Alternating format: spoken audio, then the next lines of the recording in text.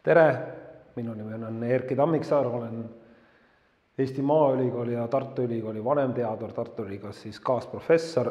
teadusajaloolane ning täna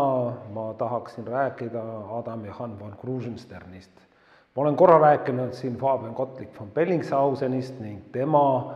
ümbermaailmareisist ning Antarktise avastamise küsimusest, mis keeras lõppkokkuvõttes väga poliitiliseks, aga täna räägime eelkõige teadusest, kartograafiast ja Vene esimene ümbermaailmasõitja Adam Johann von Krusensternil on olnud selles väga oluline roll. Kartograafias ja just Lõunamere atlas, mis siis tänases mõistes tähendab Vaikset ookeani. Aga kuna võib-olla te kõik ei tea, mida Krusenstern on teinud, siis ma teen väikse lühikese eluloo temast ka, et oleks nagu teada. Ta sünnib siis Eestimaa Kubermangus 1770. aastal ja kui vaadata, et Venemaal on eelkõige nagu tähtis nagu maavägi, ei ole nii palju nagu mereväge, siis on ebatavaline, et ta tegelikult otsustab siis minna õppima Kroonlinna mereväe kadetikorpusesse, mida ta teeb siis nagu näha siis 1785 kuni 1788. Tal jääb see kool selles mõttes nagu poolele, et hakkab Vene-Türgi sõda ning ta peab, või mitte Vene-Rootsi sõda, ja ta siin Tallinnal võitleb ja mitmel pool siin Läänemerel. Ja seejärel ta siis on mitmel pool nagu juba teenistuses ja 1793. aastal sõlmib siis Katariina teine Vene keiser koos Inglise siis kuningakojaga lepingu, mille kohaselt 13 Vene mereväelast saab minna õppima Briti merevägedesse. Seal on siis, ja nende 13 hulka satub ka siis Adam Johann von Krusenstern. Ta on autodidakt suuresti, ma ütleksin, ja see Inglismaale pääsemine muudab tegelikult tema elu nagu jäägitult. Temast saab anglofiil, ta armastab Inglismaad, tema aed Kiltsi mõisas on tehtud niimoodi inglise stiilis ja loomulikult ta omandab ka väga heal tasemel inglise keele. Ta räägib ka saksa keelt, vene keele on ta omandanud, ka tema nimi Adam Johann muutub siis venepäraseks Ivan Fjodorovitšiks ning ka toonasele ajale omaselt räägib ta ka siis prantsuse keelt ning ta on selles mõttes tõesti, ütleme erakordselt, ütleme oma keelte suhtes nagu mitmekülgne. Ning 1799 tuleb ta siis tagasi, Paul I tapetakse ning Paul I nõuab, et kõik Vene alamad peavad tulema välismaalt tagasi siis Vene impeeriumi, sellepärast et välismaalt tulevad väga halvad mõjud, eelkõige siis seoses Napoleoni sõdadega, Napoleoni valitsemisega Prantsusmaal ja kodanikuõiguste levikuga ning siis ta tuleb tagasi ja ta pakub välja siis teha Vene ümbermaailmareis, mis siis saabki teoks aastal 1803 kuni 1806. Lühidalt ma räägin sellest, kui me räägime nii-öelda nagu teadusest Krusensterni juures. Kui ta tuleb oma ekspeditsioonid tagasi, siis esmakordselt Vene impeeriumis tehakse niimoodi, et ühele meresõitjale antakse võimalus ka kirjutada raamat, siis ütleme, teaduslik uurimus oma meresõidust, talle antakse 3 aastat selleks, ta saab palka, mis on nagu tähtis ning seda ta teeb siis Kodila mõisas, mille ta siis nagu saab tegelikult, aga mis läheb nagu pankrotti ja ütleme, sellist suurt põllumajanduspidajat temast tegelikult nagu mõisnikuna ei ole. Aastal 1811-27 ta on siis Peterburi, nüüd mis viiakse Kroonlinnast üle Peterburi mereväe kadetikorpuse nagu siis inspektor. Mida see täpselt nagu tähendab, ma tegelikult isegi ei oska nagu öelda. kas tal oli ka mingeid muid sissetulekuid, ma ka täpselt ei tea, aga alates 1827 on ta selle nii-öelda Peterburi mereväe kadetikorpuse siis direktor, see on siis esimene Vene kõrgem mereväe õppeasutus, mille ta korralikult välja töötab, õppeprogrammid väga palju inglise keele põhiseks nagu viib ja inglise nii-öelda eeskujusid järgides nagu siis ellu viib. Vaadates niisugust laiemat toonast poliitikat, kus brittide ja venelaste läbisaamine väga hea ei ole, siis tegelikult see on üks hea näide sellisest nagu koostööst omavahel ja mis ka siis ei toimu poliitilisel tasandil, aga nii-öelda nagu teaduslikul tasandil väga palju ja ka isikute tasandil see koostöö väga hästi toimis. Ja ta on siis alates 1819 või 18 on Kiltsi lossi omanik, mis jääb siis tema ja tema laste valdusesse siis sisuliselt kuni 20. sajandi või ütleme 20. sajandi alguseni. Ning 1937. aastast on ta admiral ning 1845. aastal ta saab siis insuldi ning ta on siis Kiltsisse paika jäänud, ta sureb 1846. aastal ja kuna ta on Vene esimene ümbermaailmasõitja, siis küsitakse eriluba, et teda võiks matta kirikusse, Tallinna toomkirikusse. Kirikutesse matmine ei olnud hügieenilistel põhjustel toona hea, aga talle antakse siis või talle omistatakse seda au, Nikolai esimene annab siis loa matta ta tinakirstust siis Tallinna toomkirikusse, siin on näha ka tema see hauasammas, et igaüks võib seda Tallinnas vaatama minna, et see on omaette siis vaatamisväärsus ja tema abikaasa on siis ka sinna kõrvale maetud. Aga nüüd siis eelkõige räägime siis teadusest. Siin on üks maailma nii-öelda gloobus 17. sajandis, siin on ilusasti näha, kui vähe on tegelikult Venemaa või Põhja-Ameerika kohta teada. Sisuliselt ei ole avastatud veel Kamtšatkat, kuidas seal nii-öelda Ameerika lääneranniku nii-öelda rannaaianed on, keegi tegelikult midagi ei tea, mingi üldpilt nagu on, aga see on ka tegelikult nagu kõik. Järelikult siis aastasadadega tuleb tegelikult või meresõitjad koguvad seda materjali, seda tuleb üldistama hakata, sellest tuleb saama kaarte teha ja need kaardid peavad muutuma ajaga üha täpsemaks tegelikult. Ja kui me nüüd vaatame, et Vene ümbermaailma reisi eellugu, siis see lähtub eelkõige sellest, et venelased korraldasid 18. sajandi keskpaigas kaks suurt ekspeditsiooni, mida nimetatakse esimeseks ja teise Kamtšatka ekspeditsiooniks ja just selle teise ekspeditsiooni käigus 1833–43, mida siis Nõukogude historiograafias nimetatakse suureks põhjaekspeditsiooniks, avastavad venelased Vitus-Beringi juhtmisel Taani päritolu Vene ohvitser või mereväe ohvitser, avastatakse siis Alaska ja minnakse siis läbi Beringi väina, tõestatakse, et Ameerika ja Aasia ei ole omavahel ühenduses, mis ennem ei olnud nagu selge. Sest see esimene Kamtšatka ekspeditsioon ei suutnud seda tegelikult tõestada ja siin on näha ka see marsruut, kuidas ta siis Komandori saartel ja Alaskale nagu minnakse. Ja kui nüüd Alaska on juba Vene impeeriumi käes, samuti nagu Kamtšatka, siis on neid vaja varustada. Ja varustamine käis tegelikult siis läbi Siberi, kuna Siberi jõed lähevad kõik põhja, siis oli tegelikult tuli Maitsi liikuda kuni Irkutski ning siis sealt alles oli mööda Leenat võimalik minna Jakutski ning siis Ohotski mereäärde ja sealt alles laevaga edasi. See oli väga kallis, võttis väga kaua aega ning ühes suunas 3 aastat, tagasi 3 aastat, mis tähendas tegelikult seda, et paljud toiduained, mis sa sinna viisid, tegelikult juba sellel ajal riknesid. Ja Krusenstern pakubki välja, et tegelikult oleks ju lihtsam teha seda siis ümber maailma reisidega ning 1799, kui ta kästakse tagasi tulla, siis ta tegelikult seda ka teeb. Ta esitab selle kava, aga seda kava tegelikult nagu ütleme esialgu vastu ei võeta ja alles 1802 see siis nagu õnnestub ja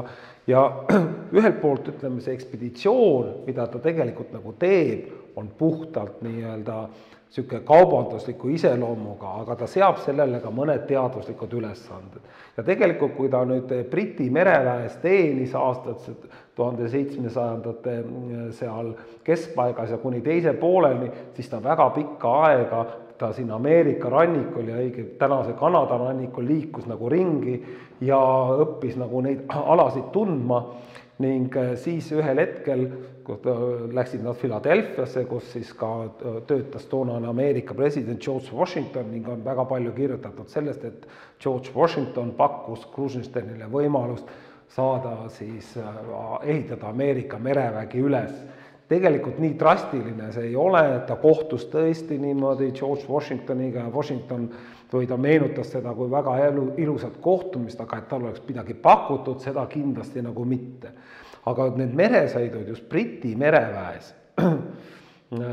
veensid teda ja kui vaadata siin ka neid kaarte, see on näha, kui tegelikult vähe on ühest või teisest asjast teada, kui siin on, ütleme, Puffini nii-öelda nagu väin, et sisuliselt kas siin on maa, mis seal nagu edasi, kas Gröönimaa Põhja-Ameerikaga ühenduses, keegi mitte midagi tegelikult ei tea. See hakkas talle muidugi kohe nagu silma ja see küsimus teda nagu huvitas ka teaduslikus mõttes ja ta püüab tegelikult oma ümbermaailma reisi käigus nendele küsimustele vastata. Teine asi, Briti mereväes olles ta tegelikult ei tahtnud mitte ainult olla Ameerika ranniku peal, ta tahab välja jõuda ka Indiasse, ta tahab jõuda ka välja Vaikse ookeanile, eelkõige Hiina, et näha, et kuidas toimib Briti impeerium kui ütleme niisugune kaubanduslik võim, et kuidas see kaubandussuhted, kuidas neid on arendatud. Ja kuhu ta siis läheb? Ta jõuabki siis Aafrika lõunaotsast, ta liigub välja siis kuni Calcutani, mis oli brittide peamine tugipunkt, siis Indias toonasel ajal ja seal ta kohtub ühte Liivimaa inimest, kelle nimi on Torkler, need kirjad on ka Peterburis olemas ja ka Hemingway ju kirjutas, et igal pool on üks eestlane kusagil sadama sees, aga näe juba see varasemal ajal oli. Ja selline mehe nimi oli Torkler, kes töötas ühe siis Prantsuse kaubakontori heaks ja need Torklerid rajasid ka sinna suure kellapabriku, nii et nende kohta on tegelikult isegi rohkem nagu teada. Ja see Torkler ütles Krusensternile, et miks venelased ei kauple ise nii-öelda Hiinaga, ei too nii-öelda erinevaid karusnahku, mida siis hiinlased tahavad, see on kalaan või siis merisaarmas on ju, siis soobleid, et miks venelased ise sellega ei kauple, et miks hiinlased veavad seda, et venelased võiks ju ise need alad oma kontrolli ja kaubanduse oma kontrolli alla võtta. Ja selleks Krusenstern lähebki siis Zhangzhousse, see on ainus nii-öelda vaba sadam Hiinas, kus ta siis nagu on. Ja näebki, et tegelikult see kaubandus niimoodi toimib ja see oligi, et tegelikult hiinlased ise sõitsid Alaska ja Kamtšatkale, kus nad vedasid kaupa või venelased vedasid tegelikult üle Kjahta, mis on siis paikalist lõuna poole Hiina. Et maitse, et see ei olnud nagu mõttekas asi. Ja Krusenstern lähtubki sellest, et teha siis oma ümbermaailma reisiplaan, mille mõte oli siis viia toitu ja ehitustarbeid ja nii edasi siis Vene-Ameerikasse ning samatmoodi ka Kamtšatkale, mida oli raske varustada ja tagasi tuua siis väärtuslikke soobleid ja teisi nii-öelda kaupu, et neid piirkondi varustada. See oli odavam, see oli kiirem, 1,5 aastat, 3 aasta asemel ja kogu ekspeditsioon edasi-tagasi kestab 3 aastat. Nii et väga oluline niisugune idee ja tegelikult Vene keiser kiitis selle mõtte heaks ja seda mõtte kiitis ka tegelikult heaks siis Vene riigikantsler Nikolai Rümjantsev, kes toona oli ta veel majandusminister või kommertsminister toonases mõistes ja hiljem Vene riigikantsler. Siin on näha nüüd, oleme teinud Eesti Meremuuseumis Felix Korniševiga niisuguse väikese näituse, siin on erinevad punktid nüüd märgitud, kus Krusenstern oli ja ma tahan rääkida siin sellest, et siin on ka tema ekspeditsioonilaev Nadežda, seal on Krusenstern ise nagu noorena pärast oma ümbermaailma reisi, kui ta tagasi tuleb, aga siin on 2 olulist niimoodi aspekti, millest ma tahan nagu rääkida, mis on teaduslikult nagu olulised. oluline esiteks oli see, et see ekspeditsioon pidi olema päris kindlasti tulema nagu sealt tagasi ja näitama, et ümber maailma reisid on võimalikud. Sest venelased olid jõudnud ainult kusagile sinna Suurbritanniasse oma laevadega välja, aga mitte üks Vene lipp ei olnud üle ekvaatori veel toonasel ajal nagu läinud. Seda järelikult, kui sa näed, et rannikud on väga nii-öelda nagu vähe tuntud, siis sa ei saa riskida sellega, et sa lähed kohe mingeid uusi maid avastama. Ainuke, mida sa teha saad, sa saad kontrollida, kas need maad, mis on vanadele mingitele kaartidele märgid, kas need tegelikult nende kohtadel ka eksisteerivad. See on väga oluline teaduslik nii-öelda. See näitab tegelikult teaduslikku geniaalsust. Alati ei pea teadust tegema, et midagi avastada, vaid sa kontrollid. Kas tegelikult ka reaalselt see on täpselt nii, nagu see on vanadele kaartidele või tema eelkäijad on seda peale kandnud. Ja ta teeb seda väga edukalt. Siin näiteks vanadel kaartidel Juan de Gama maa, varsti me seda ka näeme. Ta kontrollibki ja väga mitmed nii-öelda Saare Asunción ja nii edasi, mis pidid nendes kohtades olema, nad ei asunud tegelikult seal. Järelikult tuleb palju rohkem täpsust, kronomeeter ütles, et mõõtmistehnikad olid juba tegelikult olemas, aga kõige suurem probleem oli, need kaardid on väga erinevate mõõtkavadega kogu aeg ja erinevate ka, ütleme siis, distantsid erinevad, seepärast ühel olid seal miilid, teisel oli hoopis mingid juumid ja kolmandal on veel verstad ja nii edasi, need kõik erinevad omavahel. Järelikult see on siuke sigri-migri, see oli täielik, segadus, kus hakkad neid kaarte nagu kokku panema. Ja üks asi, mis oli veel toonasel ajal, oli enamasti nii-öelda eurooplased kasutasid Hierro meridiaani juba antiikajast, mis jäi siis Assooride juurde või ütleme siis Atlandi ookeani. Tegelikult oli Pariisis oma null oli olemas ka veel Peterburis, igal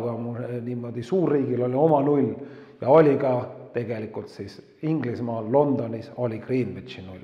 Greenwichi null saab tegelikult maailmas valdavaks alles 19. sajandi lõpul, aga Krusenstern, kes oli käinud siis Briti mereväes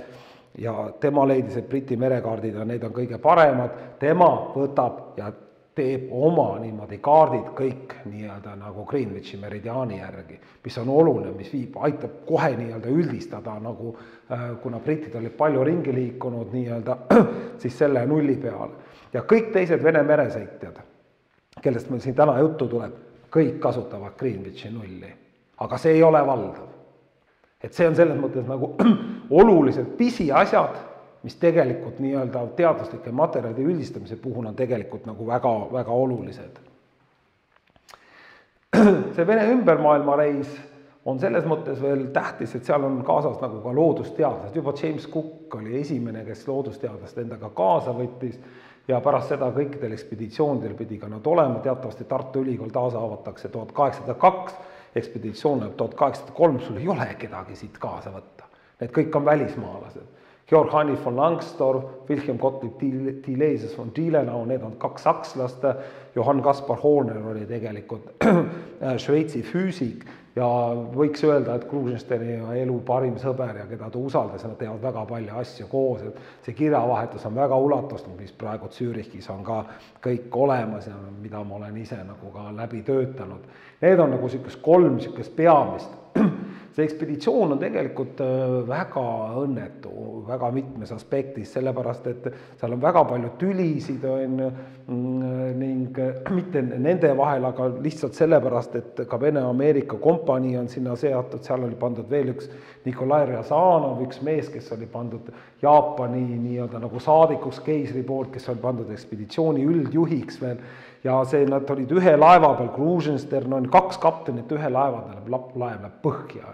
Et need inimesed olid sisult kõrval kajutites, aga nad omavahel ainult kirjutasid, nad ei saanud omavahel. See on, ja kujutate nüüd ette, et sa pead niimoodi sisuliselt, Kamtšatkalt pärast läksid küll,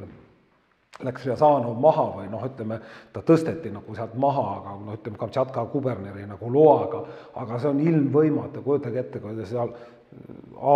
sisult pool aasta pead sellega olema seal niimoodi koos, nii et see on keeruline, võib-olla see on üks paremini dokumenteeritud ekspeditsiooni, kõik on sellest, kõik madrused ka peaaegu midagi kirjutasid sellest ja ühe ja teise poole pealt, et selles mõttes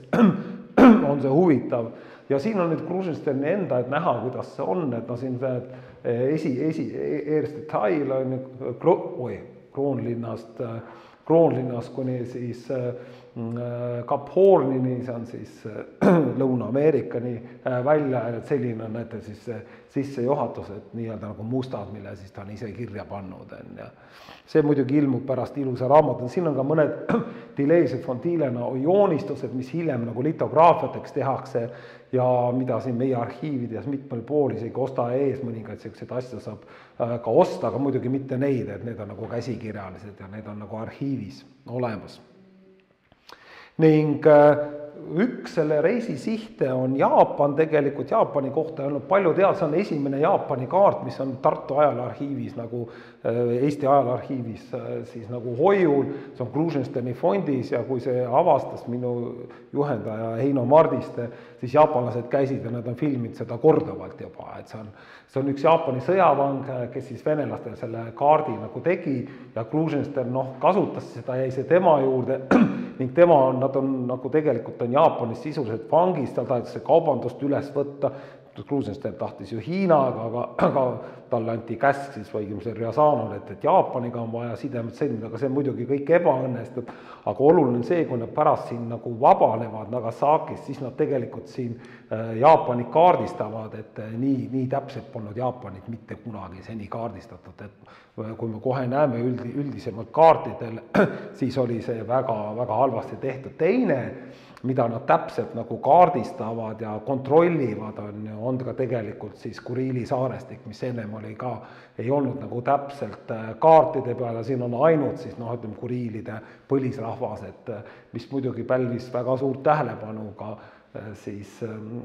ekspeditsiooni liikmete hulgas, kuna neil oli maailma kõige paremad vihmakeebid ja ma arvan, see on tänasena nii et kalanahkadest olid need tehtud, see hea kerge ja peab vihma igas olukorras, et see ja muidugi nad ostsid või vahetasid ja neid materjale on mitmetes arhiivides Eestis ja või muuseumides, mis selle ekspeditsioonid nagu kaasa tõi. Nii. Ja kui me nüüd vaatame seda ekspeditsiooni tulemusi, Venemaa esimest korda läks ümber ekvaatori, näitas, et nad suudavad ka, ta näitas ennast maailma suurvõimuna ja tegelikult need järgmised ekspeditsioonid, Krusensteni eesmärk oligi näidata, et ümbermaailma reisid on võimalikud, niimoodi on võimalik varustada tegelikult Vene-Ameerikat ja siis Kamtšatkat või Kaug-Ida territooriume ning tõesti kuni 1867. aastani hoidsid venelased enda käes, millal siis Alaska müüti Ameerika Ühendriikidele. Nii et see oli väga kaubandus, see oli poliitilise tähtsusega tegelikult ka ja teadustulemused, ma ütlen, see kontrollimine, mida ta teeb, et tõistab, et ei ole mitmeid maid ja nii edasi, või et neid on vaja täpsemalt teha, need tegelikult on erakordselt suured tulemused, ta saavutab tegelikult Euroopas sellega ka tuntust kartograafina ja ka ütleme kuninglikud pead, Preisi kuningas ja nii edasi saadavad talle oma auhindu ja mitmed muid ja muidugi annab see ka Krusenstenile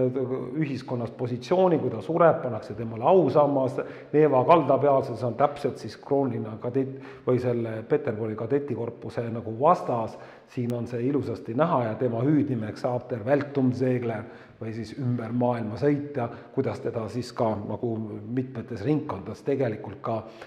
kutsutakse ning see koostöö nüüd juba hilisema riigikantsler Rümantseviga annab talle võimaluse teha uusi ekspeditsioone ja ka mereministeeriumiga, ütleme, selline Vene ümbermaailma reisid annavad võimaluse siis kartograafiliselt edasi töötada. Kui me nüüd vaatame, kuidas need kaardid siin kõik nagu toonasel ajal välja näevad, et siin on nüüd ütleme 17. sajandi kaart, siis siin on ilusasti näha, et Uus-Holland või tänane Austraalia ei ole aru saada, kus on Uus-Guinea, need kõik on üks ja suur nii-öelda maa, võib-olla see on Terra Australis, tegelikult ka mõeldi nii, et see on üks osa Antarktikast, ja esimene, kes tõestab, et see niimoodi ei ole, on tegelikult siis, siin on veel nüüd Philippe Bouachi kaart aastast 1750, kus on näha siis see Põhja-Ameerika rannik, on Kamtšatka on juba teada, aga nagu te näete, Põhja-Ameerika läänerannik on täiesti siin suur sisemeri, mis seal põhjas on, mitte keegi midagi ei tea, ja Siberi rannik tänu selle Kamtšatka ekspeditsioonile, mis Alaska avastas, on tegelikult nagu suuresti teada, Põhja-Ameerika on null. mitte midagi teada ei ole tegelikult, et kas siin on maa, näed siin, kas see maa on Ameerikaga ühendus, kas see tuleb siia Venemaa Siberi rannikuni välja, mitte midagi ei ole teada, mitte midagi. Nagu te näete, Jaapan on siin täiesti imelik on ja siin on veel Sahhalin ja keegi ei tea, mis need tegelikult ja kuidas on, oli käidud, midagi täpselt ei ole. Nagu ma juba näitan, siis Krusensteini puhul ta teeb palju hoopis teistsugust nagu tööd. Ja siin on näha nüüd James Cooki tõenäoliselt kõige kuulsama meresõitja nagu kaart, kes siis tegelikult siis Vaikset ookeani tuuris püüdis nii Antarktist avastada kui läbida loode ja kirde välja, mis siis merede Atlandi ookeanist Vaiksesse ookeani, üks siis ümber Põhja-Ameerika ja teine siis ümber nii-öelda siis Aasia ning tema siis nii-öelda tõestab ka esimesena, et Uus-Holland on siis nagu Austraalia eraldi nagu manner, et see ei käi Antarktise juurde, et Uus-Meremaa on eraldi nii-öelda nagu saaresti, Uus-Guinea tegelikult ei kuulu lõuna nii-öelda kontinendi koosseisu, teeb väga palju olulisi nii-öelda nagu avastusi, aga Põhja-Ameerika rannikudel väga palju teha neid ei õnnestu, aga ikkagi ta läbib samat moodi ka Beringi väina, aga tänu temale saab tegelikult, ütleme, Vaikse ookeani kaart oluliselt nagu täpsemaks. Ja siin on nüüd juba, ütleme, või selle James Cooki materjalidel põhinev kaart aastast 1802, kus on nagu, ütleme, võimalikult täpselt püüdud nii palju, kui neid andmeid oli siia midagi paika panna, aga nagu näete, Uus-Guinea, et ta näeb ikka nagu väga imelik välja, aga midagi ei ole teha, andmeid oli toonasel ajal vähe ja selles suhtes pole midagi nagu öelda. Aga nüüd ongi nagu see teema, et mis siis on selle Krusensteini ümbermaailmareisi tähtsus. Tema raamat ilmub siis aastal 1810-12, ilmub see siis saksa keeles tema enda kirjastuses ja hiljem siis see tõlgitakse vene keelde, see ilmub inglise keeles, prantsuse keeles, Itaalia, Hollandi, väga mitmetes keeltes see ilmub ja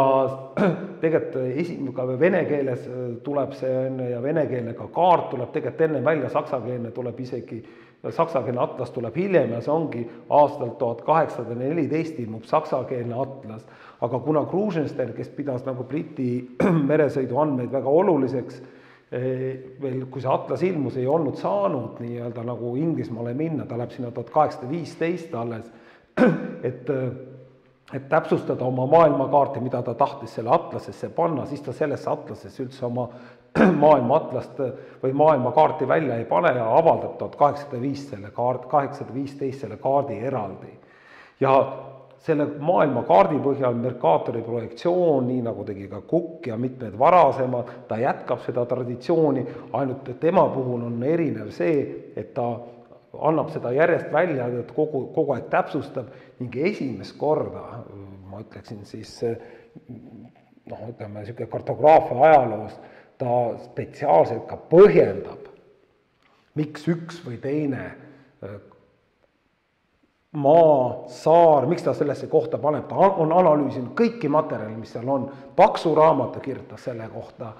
kus ta seda tegelikult siis nagu näitab, et mis seal nii-öelda nagu seotud on. Nii et väga tõepärased andmed ja kui me nüüd vaatame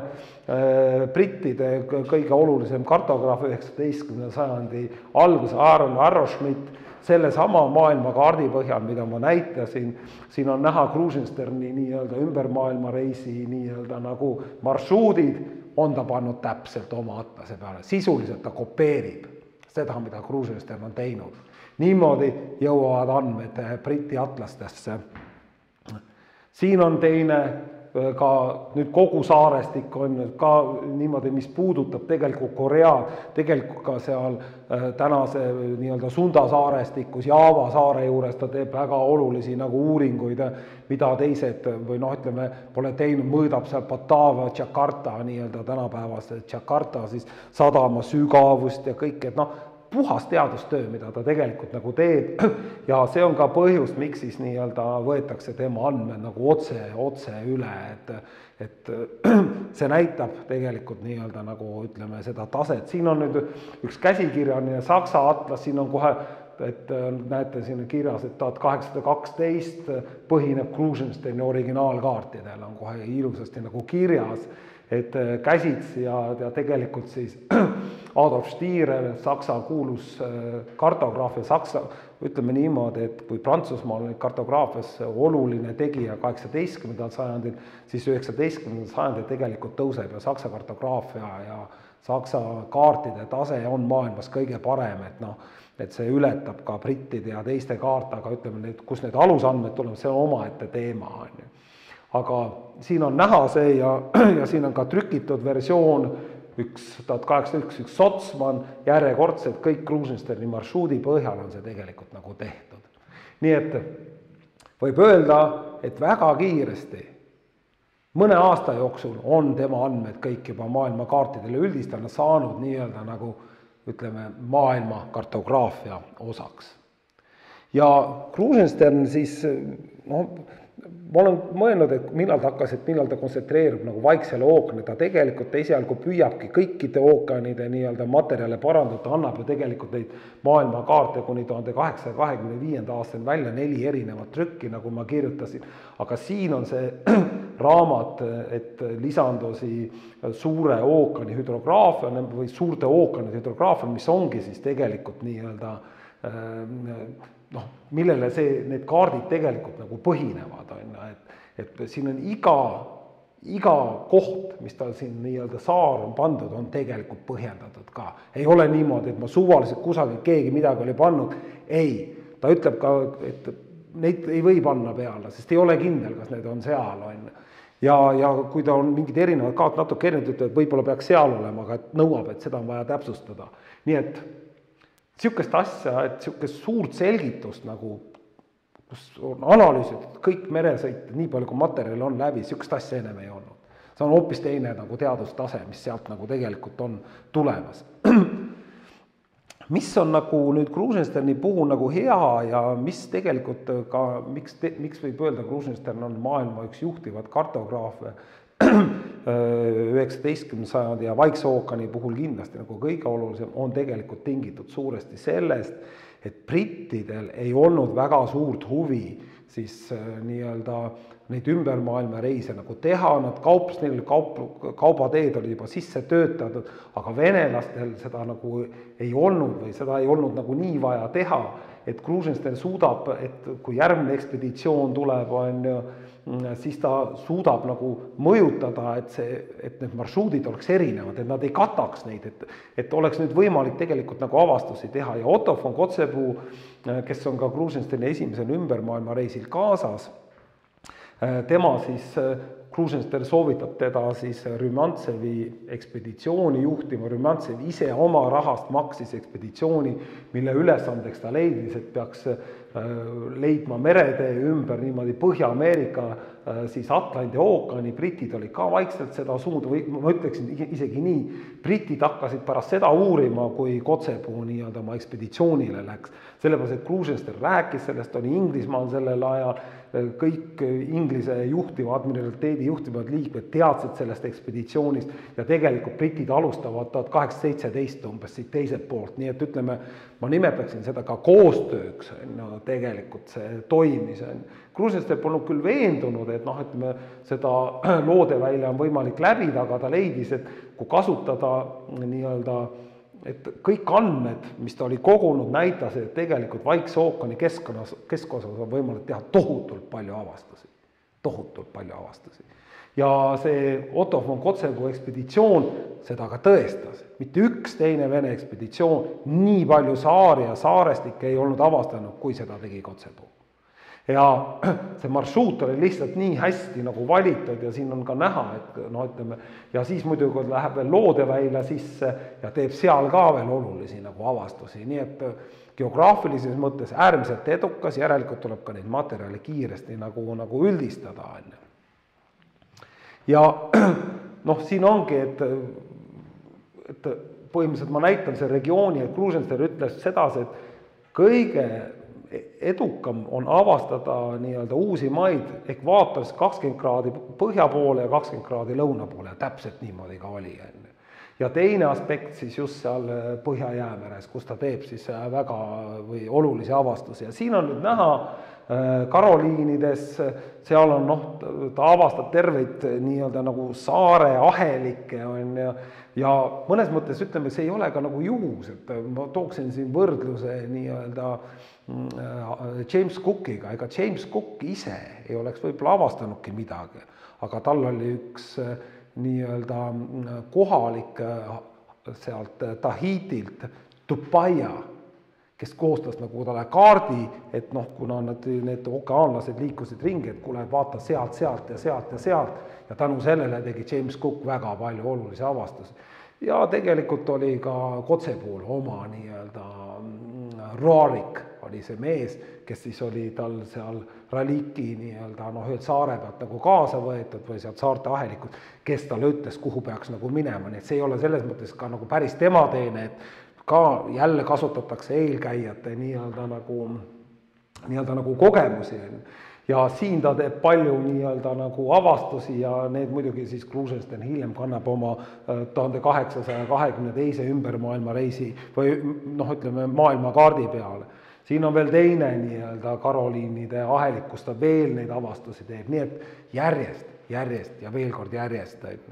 Ja teine ekspeditsioon, millest ma ju rääkisin ka ükskord, mis räägib siis Bellingshausen tema ümbermaailmareisis, siis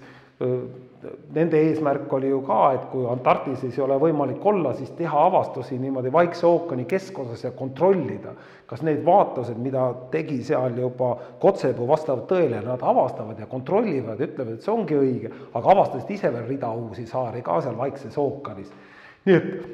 need materjalid on olemas ja neid tuleb kaardile kanda ja jälle 1821 tuli Bellingshausen tagasi, siin nii-öelda siis Vaikse ookeani lõunaosas Traversai saared on ju, siis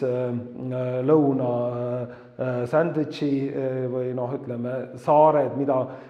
ta kannab oma kaardile ja siis loomulikult, mis Vaikses ookeanis on avastatud, nii et ta annab järjepidevalt ja kiiresti uut informatsiooni välja ja olemegi ausad, Bellingshausen atlas ilmub alles 10 aastat hiljem, et ütleme, need on juba kõik ennem tegelikult nagu juba teada, tänu tema tööle. Ja võib öelda, et mul on niisugune tunne, et ütleme seal 1823. või midagi nii ta mõistis, et võib-olla oleks kõige kasum siiski keskenduda Vaiksele ookeanile. Vaikse ookeanile segadus, seal on tegelikult neid väikseid saarteahelikke väga palju, kus segadust oli ka kõige rohkem. Seal ei olnudki kunagi paika pandud, kui palju, kus, mis saared on, totaalne segadus. Üks Mendoza oli ühe atlase nagu avaldanud, midagi nagu teinud või Espinosa ja Arrowsmithil oli mingi üks üldine Vaikse ookeani kaart, aga see oli pudru tegelikult, ei olnud tõenäoliselt, mis on ja Krusenstern siis pühendab ennast sellele ning ta avaldab kõigepealt siis Vaikse ookeani 1823 ilmub venekeelne, 24 ilmub siis prantsuskeelne, millest ma siin praegu räägin, ja ilmub siis Lõunamere atlase esimene osa, mis käsitleb siis lõunapoolkera. Ja see on ka põhjendus, miks see on, sellepärast, et need ülemised, mis Kotsepuu ja mis põhja pool, ütleme Bellingshausen oli avastusi teinud, Vassiljev ja mõned venelased veel, et see nende analüüs nõudis nagu rohkem aega, et ta avaldab just selle lõunapoolsete alades, siis ekvaatorist lõunasse jäävad alade kohta, kus nii palju nagu uut infot nagu tema arvates ei olnud ja millal ta oli jõudnud juba ennem ära analüüsida. Ja iga selle kaardi ta pühendab kellelegi ja selle ta pühendab siis Horsburghile, kes oli siis Briti mereväe siis pea nii-öelda hüdrograaf, kes saatis talle aastate viisi kartograafilist materjali on. Ja ka selle atlase juurde avaldab ta eraldi siis nii-öelda selgituse 324 leheküljel, et hirmus töö jälle selle taga, et tõestada, et miks ta täpselt niimoodi oma kaarte nagu teeb. Ja 1827 ilmub siis selle atlase teine osa, mis käsitleb Vaikse ookeani hüdrograafiat, tänased mõistes siis geograafiat on ekvaatorist põhjasuunas ja seal on näete ligi 500 lehekülge on teksti nagu juures, et jälle erakordne töö. ja mis siis mida kõige rohkem ta siis seal tegelikult muudab, siis on ütleme just see kogu nii-öelda Jaapani saarestik, kogu Vene rannikuala ja kaasa arvatud siis Vaikse ookeani keskosa. Need on 2 piirkonda, mis siis Lõunamere atlases väga hästi on nagu käsitletud, aga muidugi ütleme täiesti uued andmed, aga ka teised olid uued andmed, kuna nad olid nimelt kontrollitud, nagu ma juba püüdsin enne mainida. Aga venelaste ekspeditsioonid tegelikult nagu jätkuvad. Ja üks on siis Otto von Kotzebue ekspeditsioon veel ümber maailma, ta ei saa küll minna Loodeväila avastama, aga ta teeb väga mitmeid avastusi järjekordselt siin Vaikse ookeani keskkonnas, piirkonnas, kus ta ennem oli juba tegelikult nagu viibinud. See on üks ja siis järgmine on Friedrich Benjamin von Lütke, samatmoodi Balti-Saksa meresõitja, kes tegelikult suure osa just siin Tšukotka rannikut nagu kaardistab ära, avastab siin ka mitmeid nii-öelda saarestikke ja Vaikse ookeani niimoodi jälle keskkonnas mitte Mariaanid, aga ühesõnaga tehakse järjekordselt niimoodi erakordselt palju avastusi ja need on vaja kõik nii-öelda nagu kaartidele panna ning Krusenstern hakkab vaikselt koguma materjale selleks, et anda välja oma atlase teine nii-öelda siis väljaanne, kus oleks täpsustatud nagu andmed peal. Ja talle saadavad, britid saadavad, prantslased saadavad materjali, ma vaatasin, see on meeletu materjal, mis talle kokku tuleb, sest see esimene atlas juba tõi talle niisuguse reputatsiooni, et ta peab seda ilmtingimata tegema ja need, ütleme, selle atlase parandused on Eesti ajalooarhiivis säilinud, siin hästi näha ei ole, aga siin harilikuga juurde kirjutanud, mis ja kus tuleb nagu teha, aga mul on siin näiteks üks on siis Sahalini piirkonnas siin, et kuidas ennem oli ta Lamuuri jõgi pandud, kuidas ta tegelikult seda muutnud uute andmete põhjal, nii et ta kogu aeg sellega töötab. Ning siin on näha Jules Dumont-D'Urville, kes siis 1820. aastatel uurib siis esimest korda põhjalikumalt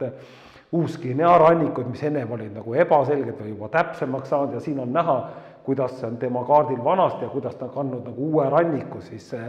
D'Urville'i andmete põhjal, mis D'Urville talle spetsiaalselt saatis ja Duperrey teine niimoodi Prantsuse kuulus meresõita täpselt samad moodi. Nad saadavad kogu aeg, et palun võtke need oma materjalidega arvesse ning siin on näha juba uus nii-öelda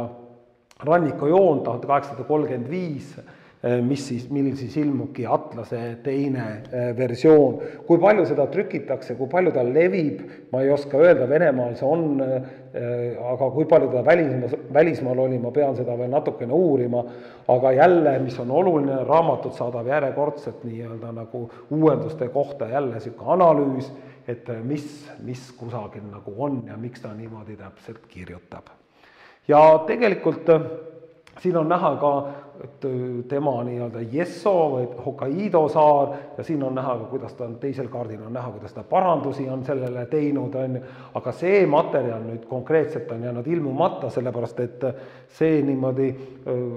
atlas ilmus tal kolmandat korda veel 1838, aga seal oli täpsustatud ainult 2 kaarti, mitte Hokkaido, aga just see nii-öelda siis Vaikse ookeani nagu põhjaosa. Nii et võib öelda, et tema on pannud sellesse nagu korra majja. Ja nüüd, kui vaadata tema tööd nagu maailmakaartide jälle, kuidas see nagu levib, siis ma rääkisin Adolf Stieleri atlas, mis oli juhtiv Saksa atlas nagu maailmas, siis 1826–35 avaldasid nad siis Vaikse ookeani lõunapoolsemad geograafiat puhtalt Krusensterni materjalide põhjal. Seal on isegi kirjutatud, et Krusensterni järgi tehtud. Otse võetud kohe sealt, et Saksa suures atlases, nii et Krusensterni töö levib. Siin on Heinrich Berghaus, kuulus Saksa kartograaf ka, kes Stieleri hakkab andma välja temaatilisi atlaseid. Tema siis pühendab oma Aasia atlasest 1835 ühe nii-öelda siis Jaava saarele kartograafiale või ütleme kaardilehe, mis on Jaava saart käsitleb admiral Krusenstern just sellepärast, et tema oli esimene, kes siis seda Batavia lahte uuris ja siinseid nii-öelda kaardistusi nagu läbi viis, nii et see on väga suur tunnustus nagu selles mõttes temale kui teadlasele ja kartograafile. Ma lühidalt peatun veel ka Krusensterni ja Põhja-Jäämere kartograafial, mis tegelikult kajastub täpselt samat moodi selles Vaikse ookeani atlases ja siin on jälle näha, et kuidas see 17. sajandil välja nägi, see on umbes samal ajal oli ettekujutus Vaiksest või Põhja-Jäämerest selline, kui Tartu Ülikool asutati, ütleme siis nii, et on hea paralleeli tõmmata, et nii palju me siis toona teadsime, kui need kaardid muidugi meieni siia jõudsid. Ja siin on nüüd näha 18. sajandi lõpupoole on ju George Buffon, kuulus loodusteada, jälle Vene rannik on tänu Vene ekspeditsioonile teada, aga mis Põhja-Ameerikas mitte midagi ei ole teada. Gröönimaa, kuidas see siin on, keegi midagi ei tea. James Cook natukene jälle lahendas on siin, aga põhimõtteliselt ta ei jõudnud siin eriti kaugele nagu minna või jääolud segasid teda väga, nii et tal ei õnnestu see eriti. Ning siin on näha nüüd Krusensterni venekeelne kaart, mis ilmub siis 1813 ning mis siin on oluline, nimelt ma näitan sealt varasemate kaartide pealt, et arvata, et seal on suur maa Siberi ranniku vastas, et kas ta on siis eraldi, kas on Uus-Siber, mingi või on see Ameerika, keegi ei tea, ja nagu näha, siis Krusenstern tegelikult sinna nagu ei ole midagi peale kandnud, et ta on selles mõttes on nagu teaduslik täpne, ta ei kanna igasugust asja peale, mis ei ole nagu teada. Ja siis Mattias von Hedenström, selle saadab see sama Rümjantsev, üks Balti-Saksa nii-öelda tolliametnik, kes oli nagu asumisele saadetud, varastas Liepajas, saadeti Siberist, aga kuna ta ikkagi oskas kirja ja natuke nii-öelda, ütleme niimoodi, oli võimelik teadlaslikult töötama, siis tema saadeti kontrollima, kas see maa, mis sealt Siberi rannikust põhja poole tegelikult ka eksisteerib. Ja 1809-11 seda teeb, siin on näha tema originaalkaart ja nagu te näete, siis need saared eksisteerisid, Krusenstern ütleb ka Rümjantsevile, need on olemas, need tuleb kindlasti kaardile panna ja ta kannab need oma 1818. aasta kaardi peale juba. Tema on esimene, kes Uus-Siberi saared paneb maailma kaartidele. Kotsepuu 1816 jõuab Kotsepuu lahte, ta arvab, et see on väin, mis viib teda siis nii-öelda Atlandi ookeani, aga see ei ole nii, aga juba sellel samal nii-öelda veel ennem, kui Kotsepuu tegelikult jõuab alles tagasi oma ekspeditsioonid, on Krusenstern selle materjali juba ära avaldanud. Ja kui me vaatame seda järgmist, siis siin on ilusasti näha, et ennem nii-öelda 1808 on veel mingid imelikud andmed siin, aga juba niimoodi ja siin veel 1817 näete, Aaron Arrowsmith veel vaatab, et seal on mingisugune imelik suur maa, aga nüüd 1818 ilmub juba uus kaart ja Uus-Siberi saared ja kõik juba on Kotsepuu nii-öelda lahed peale kantud, et väga kiiresti. See näitab jälle, et kohe võetakse kõik üle ja see tõstab ka autoriteeti. Siin on veel teine niimoodi brittide kaart aastast 1822, nii et see näitab seda hästi.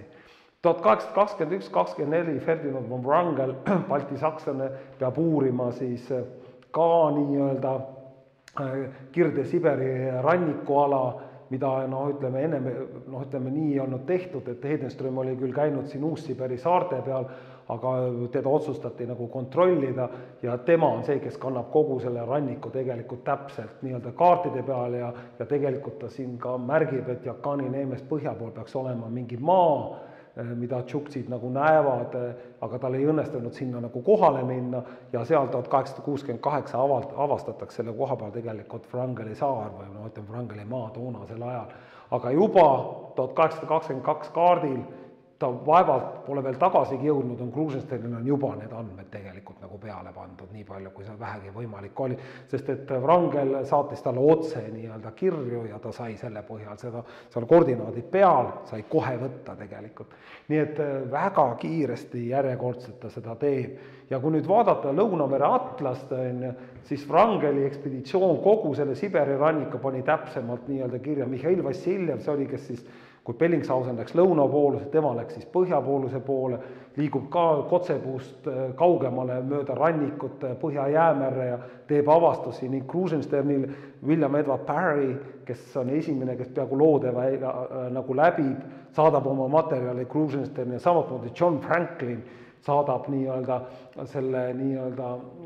oma ekspeditsioonist siis mööda Põhja-Ameerika põhjarannikut ja sisuliselt Franklin tõmbab selle kokku, mis tegelikult nii-öelda kaotas ka selle idee, et siin võib olla mingi suur Ameerika jätk või nii edasi. Nii et Krusenstern kannab neid kohe oma kaardi peale ja järjekordselt on nii-öelda ka Põhja-Ameerika ja ütleme, Aasia rannik, mis talle tegelikult ka kõige rohkem huvi pakkus, kuna seal oli kõige rohkem avastada, on ta tegelikult oma kaartide peale juba kandnud. Ning siin on näha nüüd 1845. aastal, see on nüüd väga üldine, aga põhimõtteliselt nii-öelda on näha, et see rannik on nagu koos ja väga paljuski põhineb see siis jälle nagu tema tööle. Ning siin täpselt samat moodi on näha, kuidas need rannikud on tegelikult kokku tõmmanud, see on nüüd August Petermanni kaart aastast 1852. Nii et erakordselt nii-öelda suur töö, mida üks mees saab nagu teha ja ma ikka ütleksin, et ta oli geniaalne teadusmees, et kuigi autodidakt pole kunagi ülikoolis käinud, aga kui sul on originaalsed ideed ja sul on väga suur töövõime, nagu Krusensternil see ka oli, et et kõik need kaardid ükshaaval ühte mõõtkavasse panna, mida ta ju tegelikult nagu tegi, et seda võrrelda ja et kas need saared, kui palju need erinevused on, see on totaalne töö, et müts maha, et see täitsa uskumatu. Ja kui ma nüüd seda kokku võtan, siis tegelikult Krusenstern nagu mõnes mõttes seda, me võime ju tagantjärgi öelda, et aitas Vene imperialismi hoida, aga Briti imperialism on samatmoodi kui Prantsuse ja ka Saksa oma ja ka Itaalia oma, ma ei tee neil väga suurt vahet tegelikult oma loomuse poolest, et tegelikult võimaldas ta siis Vene-Ameerikat päris pikalt veel Vene impeeriumi nii-öelda rüpes hoida, siis need kaubandusreisid võimaldasid seda eesmärgi täita, aga nad võimaldasid ka maalmerede geograafiat tegelikult nagu uurida, eelkõige siis Vaikset ookeani, kasutades erinevaid marsruute ja Balti-Saksa ümbermaailma reisijad tegid väga palju erinevaid avastusi,